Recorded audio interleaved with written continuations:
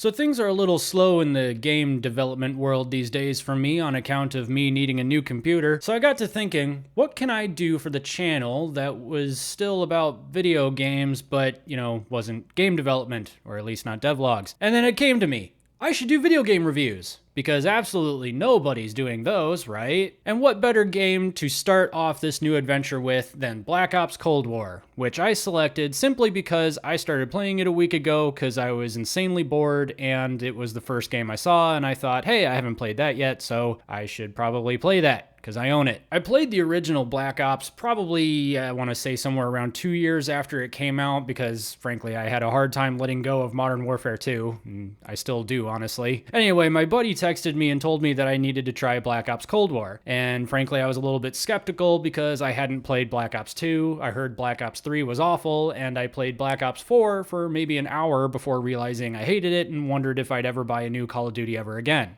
Fun fact, I didn't until 2022, which was actually also my buddy's fault. But one day I saw Cold War on sale for $10 at GameStop and decided, yeah, I better give it a try, see what it's all about. I took it home, and once it finished installing 3 days later, I started it up and it promptly crashed. So I started it up again and I got to the main menu and then it crashed again. Then I finally got it to work, so my wife and I decided to play some zombies, which is a thing that we do together and it's awesome, until the map glitched out about 10 minutes into a match and it crashed. Seriously, is this what's known as AAA development these days? I mean, come on, guys. Anyway, 1 year and a desperate need to save the earth from communist D-bags later, I decided to try it again. And it worked this time. I have to say though, as a video game normie, I'm pretty impressed with the story in this game. I can't remember a ton from the original Black Ops except Alex Mason, so when they mentioned his name, I was like, hey, I know that guy. But honestly, it doesn't seem to matter for the story in this one, so. The gist of the game is pretty basic. Find the evil Soviet dude who's trying to blow up the world and stop him. But the execution, I think, is where the game really shines. There are tons of twists in the plot that you don't really see coming, at least I didn't. The character development is fantastic for Call of Duty. Russell Adler has to be one of the most iconic characters from a first-person shooter. Of course, I say that as someone whose video game experience is actually pretty limited, all things considered. The sets all look fantastic for the most part, although some of the Vietnam landscapes look like they weren't finished. Maybe that's a bit nitpicky, but they still looked really good. I love the gunplay in this game and the feel of the action sequences. There's a healthy amount of stealth required in this game, although you don't always have to go stealthy, which is kind of nice. But that can be a little strange though, because if you end up going loud and clearing an area, you'll get to the next area and the enemies will be acting like nothing happened, which is probably because they don't spawn in until they're triggered by your arrival, but still, I feel like if there's a gunfight happening 50 yards away, you'd probably be able to hear it. There's a level in which you act as a KGB turncoat and frame another Soviet officer for being a traitor to Mother Russia. You get to sneak into a restricted section and use a computer that randomly generates codes that you have to remember, and you have to select the right one before time runs out or else you end up getting caught. I thought that was a pretty neat twist. The only thing about that level is that it takes place at the literal KGB headquarters. Well, actually, the animated rendering of KGB headquarters. But late in the level, you have to quite literally take everyone out in order to escape. I mean, this is the freaking KGB HQ. So, like, how likely is it that you can fire a single shot in there without the entire Russian army finding out and swarming the place in a matter of minutes? The game also allows you to make choices that affect the outcome of the campaign. Obviously, this makes it incredibly replayable, but it also got me thinking about how cool it would be to have a Call of Duty RPG where you could make different choices during a campaign and maybe switch sides during the battle or something, kind of like Knights of the Old Republic. There's also a neat detective angle to the plot as well. All in all, speaking as a total normie, I actually really enjoyed this game. There's a ton of action and variability in the gameplay mechanics, but I think the game's strength is actually in its writing,